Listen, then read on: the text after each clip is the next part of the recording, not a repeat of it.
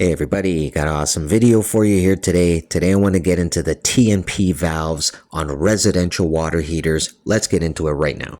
Alright, so this is a T&P valve, a temperature and pressure relief valve is what it stands for. Its job is basically to prevent the unit from exploding. If the pressure or temperature builds, it can explode, so it will open up and relieve that pressure. You can do it manually, or it's going to open it up and relieve by itself.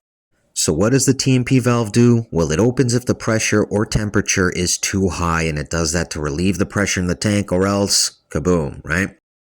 Now, there's a lot of different kinds of water heaters out there, and they all have a T&P valve, and most of them will trip in and around the 200 to 250 degree Fahrenheit and 150 psi either or. It's going to open up, it's going to relieve the pressure. When the pressure or temperature get back to normal, it's going to close back up.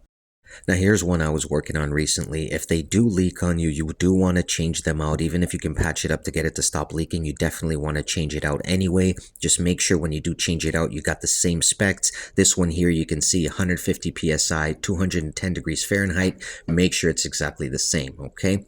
Now you can see this one here, I was actually leaking. Right, that tripped on temperature that had set too high. It opened up, but it did not close back up properly. So instead of closing all the way, it had a little trickle coming through it. Now there is a little trick I'm going to show you, and this is like top tech stuff, so bear with me, okay?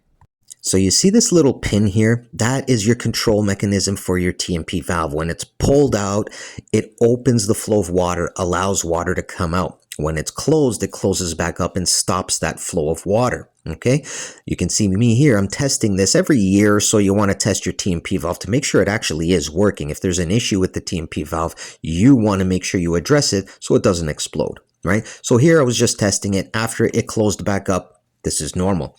Now you can see this one over here that we were working on. You can see the pin there, right? This one didn't close. So what I'm going to do is I'm going to get a hammer and knock it in. If you're ready, get ready. And 1, 2 quick shots to push that back in. You're not heaving on it. You're just giving it a good tap just to push that little pin back in. You can see here, it works 9 times out of 10, okay? It is not, however, a full guarantee.